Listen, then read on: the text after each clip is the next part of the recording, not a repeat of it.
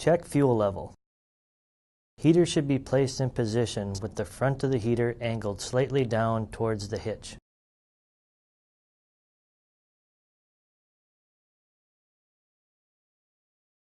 Prime engine for an additional 30 seconds.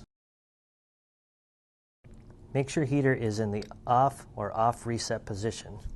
A buzzer will sound if you try and start the engine in heat or blower position. Hold the glow plug button in for an additional 10 seconds. Do not hold in for more than 10 seconds at a time.